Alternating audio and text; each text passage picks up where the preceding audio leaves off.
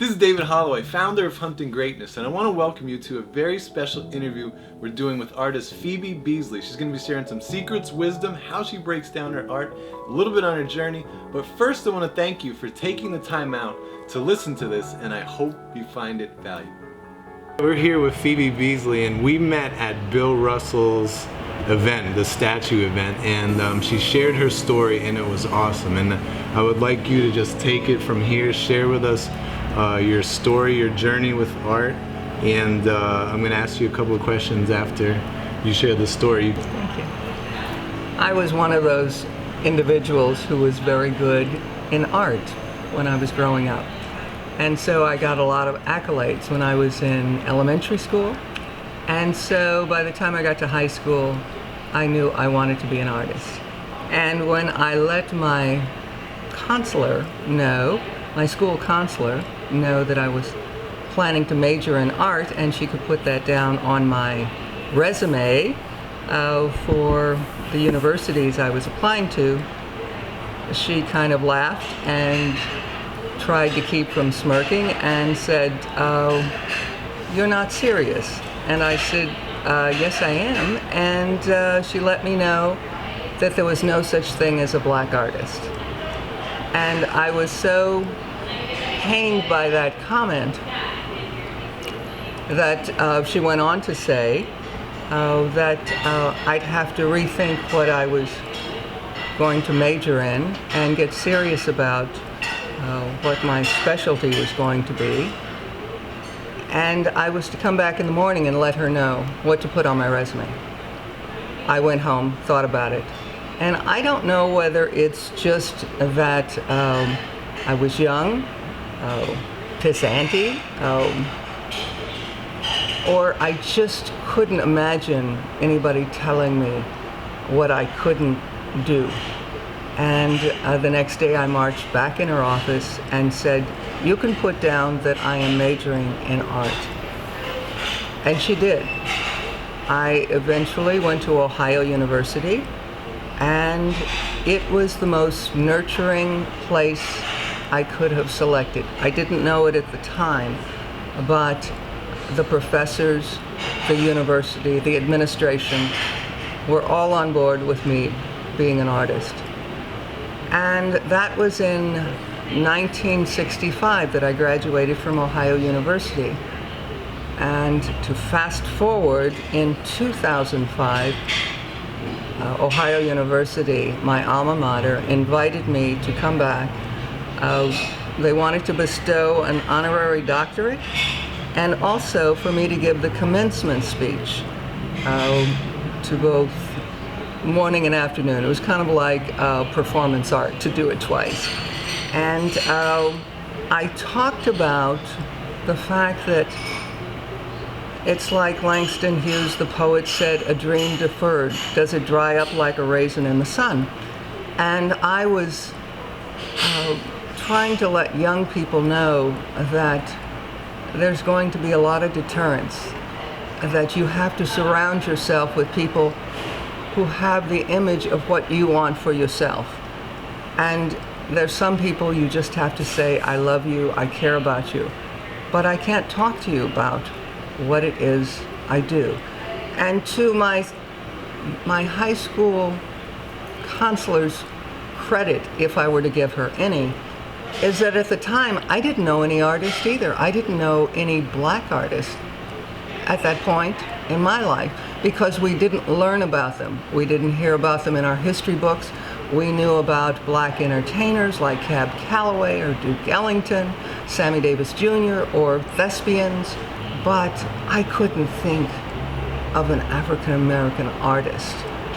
But it did not deter me, and when I came back to Cleveland after graduating from Ohio University, one of the things that I was involved with was making sure that we rewrote the history so that the next generations would know about Jacob Lawrence, Elizabeth Catlett, Lois Mailou Jones, and so many others who paved the way for me to be an artist at this point.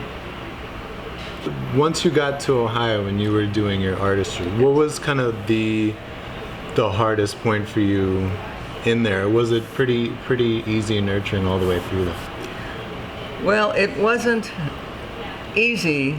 I can't say any of it was easy because money was always an issue, and my father was the kind of person that would tell you he had it even if he didn't have the money. So that was always, I was always worried about being thrown out of school.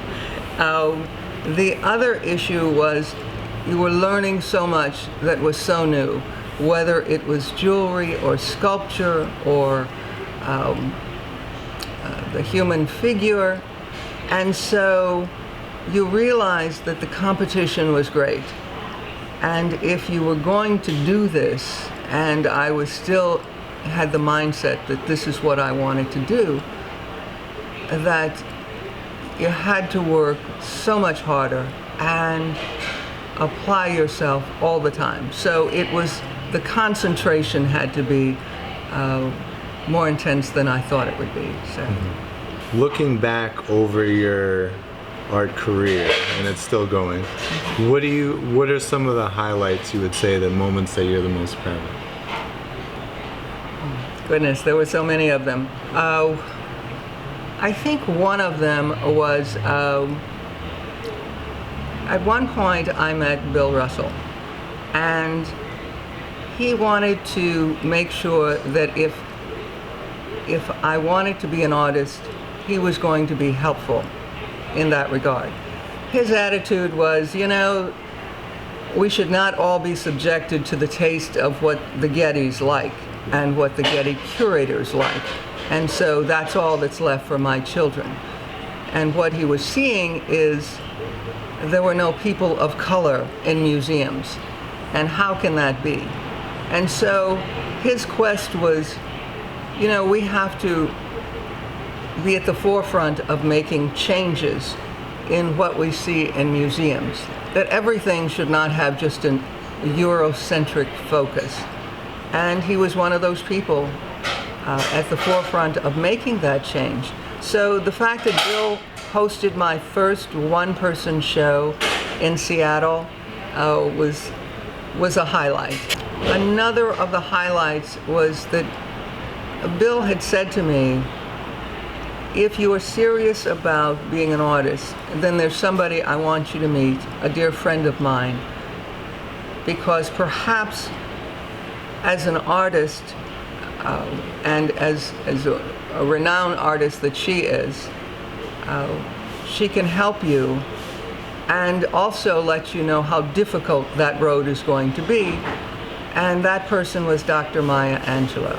So to have Mya as a friend and mentor and supporter, we later became very close. And so I could hear the stories. I knew what her struggle was to be an artist, to be a writer, to be a poet, and also to be an activist in her own communities. So to have those kinds of people supporting your work, you certainly didn't want to let them down either. So I was always mindful that I had some of the most important people that were on this planet, and that my job was to do the best I could and to not disappoint the people who had so much faith in my art and in me. Mm-hmm. And I think one of the things too that was important, I was the official artist for the first President Bush for his inaugural. I did his inaugural artwork. And later I did the official artwork for President Clinton. And I also, much later, was one of 44 artists that was commissioned to work on a bust of President Obama. They sent us alabaster white bust of the president, mm-hmm. and we got to do whatever our art dictated that we do on the bust. And so I was pleased that I've had these stellar commissions. Some of the main things she's passed to you, mm-hmm. and if you wouldn't mind sharing a little bit of her story that we might not You might not know. Yeah.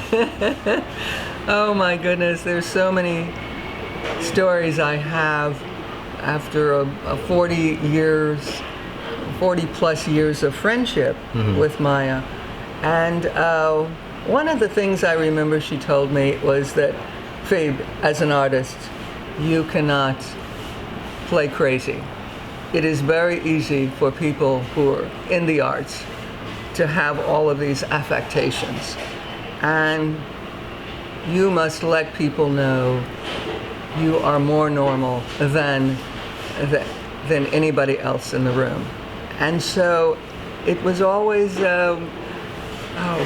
one of those things that I did not expect her to say. And it stayed with me all these years. Another opportunity I had, Mya wanted me to know everybody who she had written about in her books that were still alive. And so we took a car trip from Los Angeles to San Francisco. And when we got to San Francisco, we were waiting for a table in a restaurant, and we were at the bar area. And at that point she says, "Phoebe, what are you working on?" And I don't know whether she sensed in our journey in the car that perhaps I wasn't working as hard as I could be. But at that point, when she said, "What are you working on?" I started, kind of making excuses. Galleries are not interested in representing African American artists, and it's very difficult having two jobs. I'm in radio and doing the art and in the evening and working all night, and that I'm just exhausted and nobody at this point is buying my work. And she said, "Stop it, sister, stop it this instant." And I got a little nervous because when your dear friend yells at you, and I think everyone in the bar area had turned around. She said, "I'm going to say this, and I want you to understand. You must do it. You are smart enough and educated enough to figure it out. You must do your work. If you don't do it, you will lose it." And then she stopped and she went an octave higher and said, "Sister, hear me well. If you don't do it, God will take it from you." I've never forgotten the message. I have,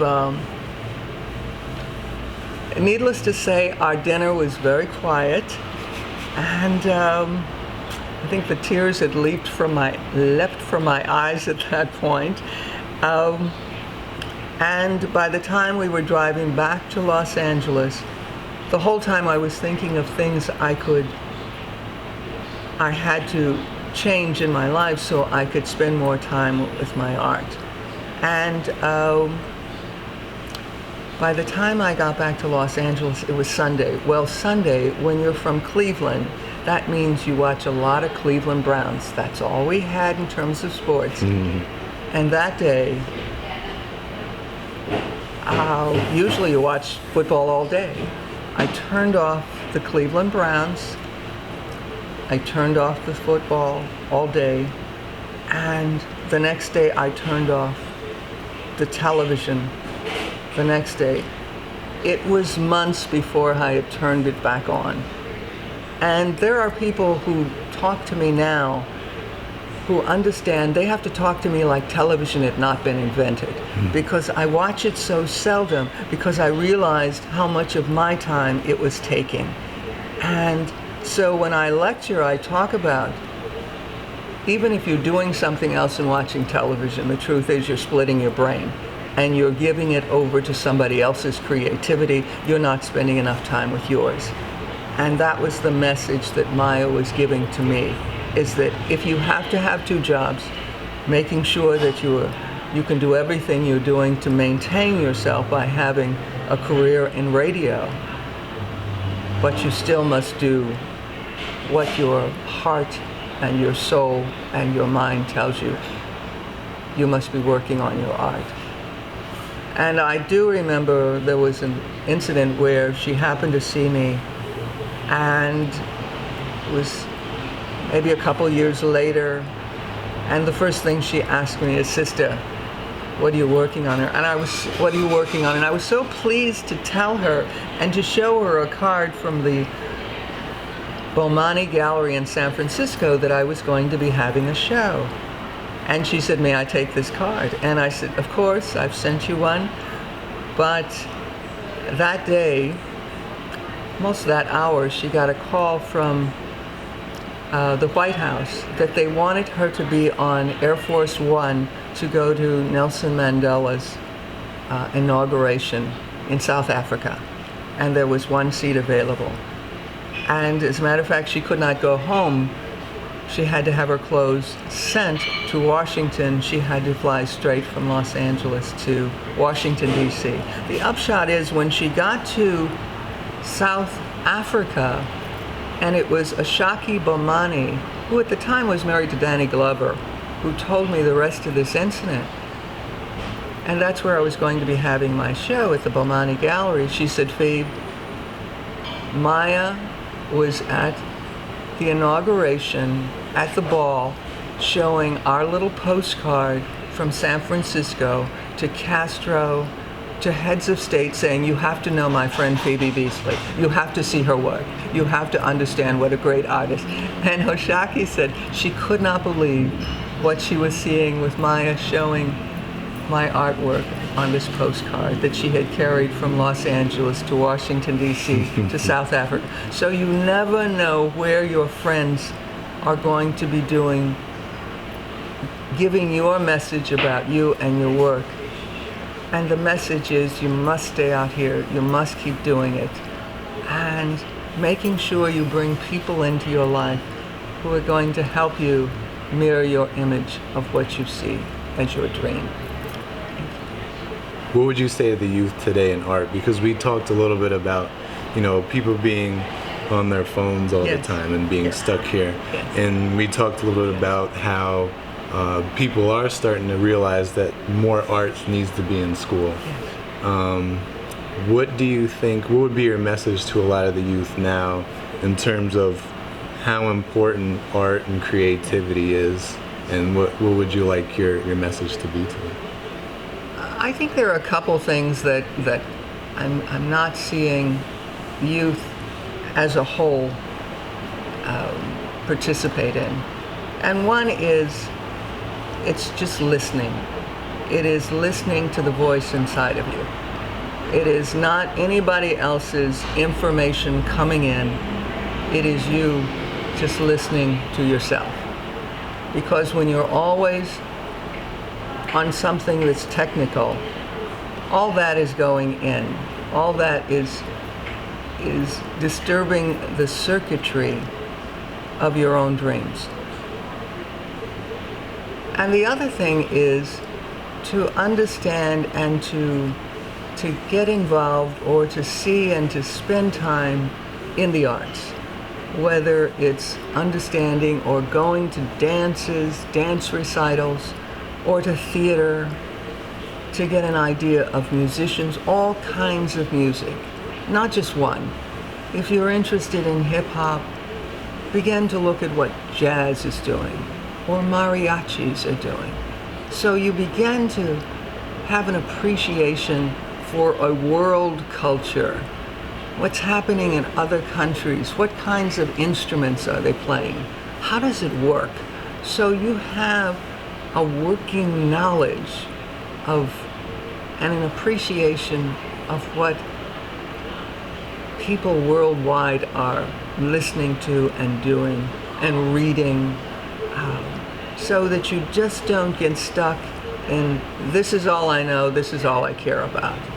Try and broaden your view, and it will broaden your art, it will broaden your perspective, and it will help you with meeting other people, because this is going to be a world of a multicultural world, and the company you're working for may be sending you to Indonesia, it may be sending you to Japan, or just working in America, just working with people from all of these cultures. It's helpful if you have all of this information in your base. I totally agree. And with technology, the world is almost shrinking with the reach we have. Yes. So I think that's even more important to do. Absolutely. And it's so, information is so easily accessible. Yes. That that would be a great thing to do. Any last final words before we end the interview? It's been great. It's not necessary to tell everything you know. You know, it's not necessary to put it in writing. Mm-hmm. Be careful what you put in writing, because what you're putting there on your Facebook, what you're tweeting, may come back in ways that you may not want it to, say 10, 20 years from now, when you're being considered for. Right now I'm serving on, the governor just appointed me the California Arts Council. So there's a vetting process that goes through. Years ago, if I had said or done something, it would have been easy to find out about something negative. So think about what you're doing and how this may affect you long term.